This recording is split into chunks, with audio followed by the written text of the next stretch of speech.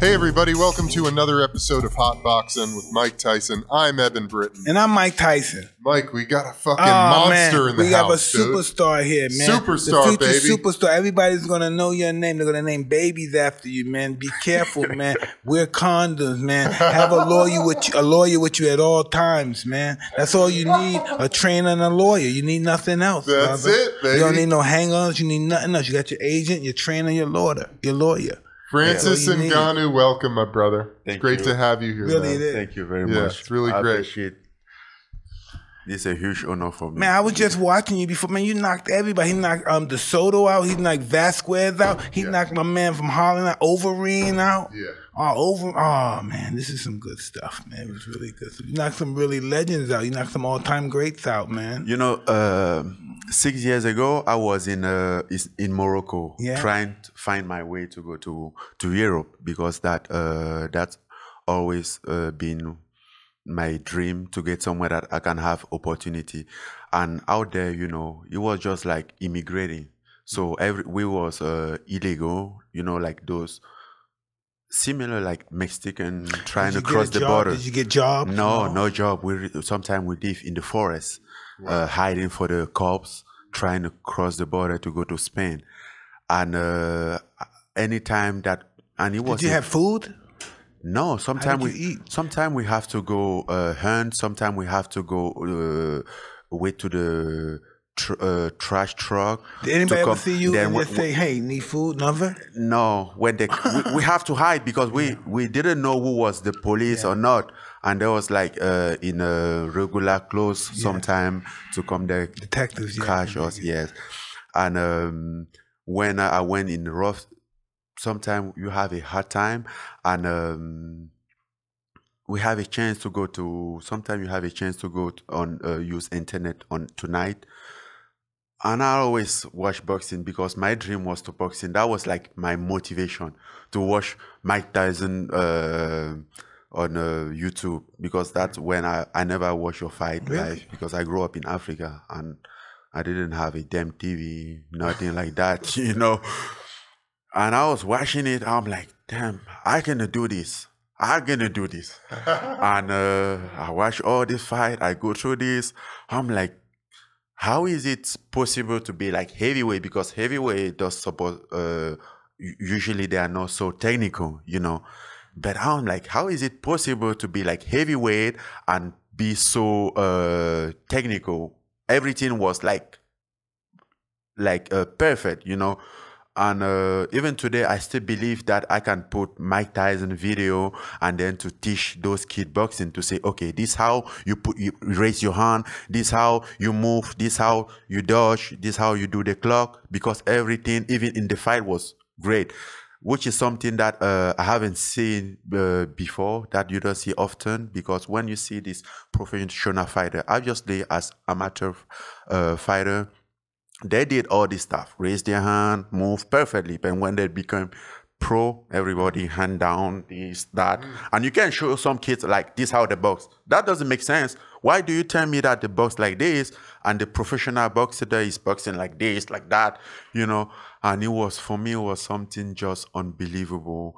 And it was my motivation because despite my situation at the time, I always believed that, I don't know why, but it seems like I had some voice in my mind who told me that it's going to happen.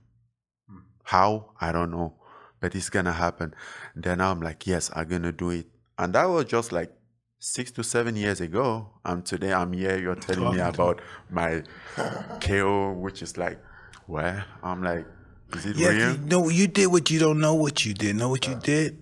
Your words were your destiny. You spoke out your reality. And you said, I'm going to do that. That's what happened to me. I was locked up in a juvenile detention center at 1978, maybe 1979, something to that. Yeah, 78, 77. I was like, 12 or 11. I was locked up in a juvenile detention. And we watched the movie The Greatest, and it was cool. And as soon as the lights came on, Muhammad Ali came in. And as soon as he came in, everybody lost. I mean, the staff, the guards, the police, everybody lost. And I said, I want to be like him. First thing I said, I want to be like him. I don't know why I said it. Maybe because everybody was clapping, going crazy, and I saw that, and I got high off that rush. I said, I want to be like him. I didn't know I was gonna do it, but I said, I want to be like him. You know, the thing is, I didn't even have a chance to have a real model on live. Like, obviously, we heard about Mike Tyson, but I couldn't watch Mike Tyson fight.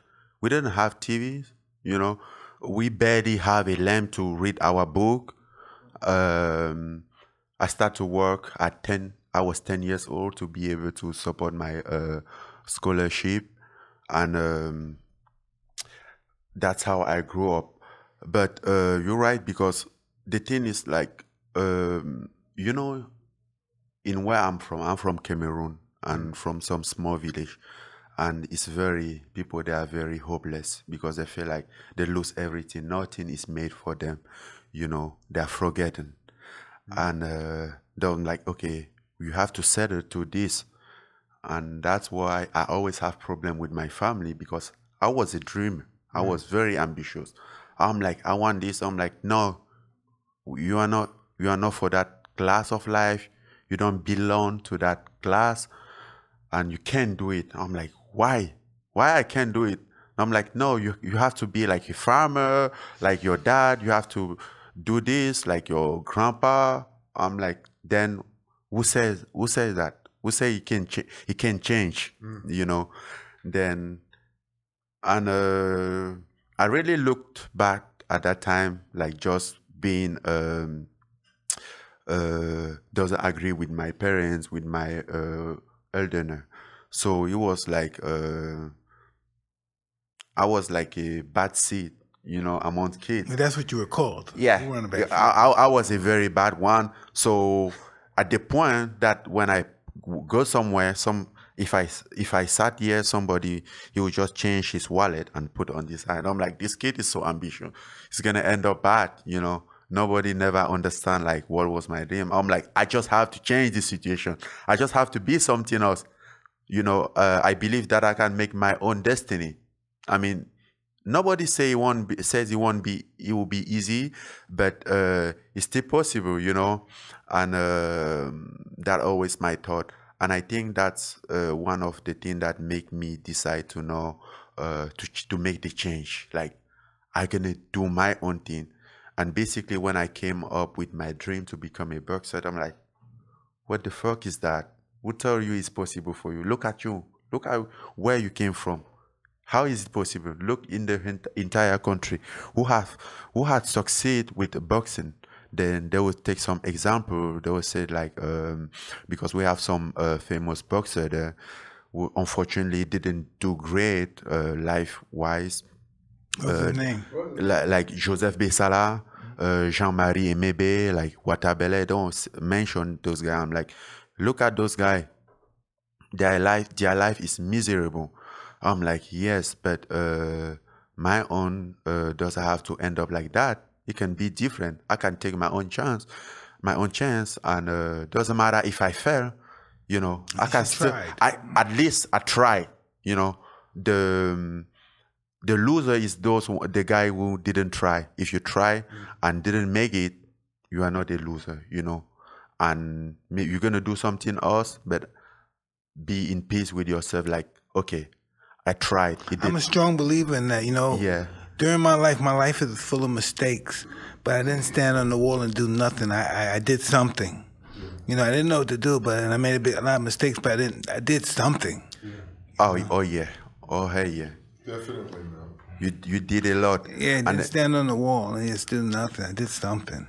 And then when you're somewhere fighting for your dream, for something, to make something, and then they came up with some story like with Mike Tyson on, and this guy will end up go to jail and come back and still be in the top level. I'm like, everything is possible, you know? Yes, anything. I mean, it's like a motivation. Sometimes good things are really good, but the most important thing sometimes that you can also look up in what's supposed to be bad and see the good in it. Absolutely. And that's what is really important. That's what you learn out of it.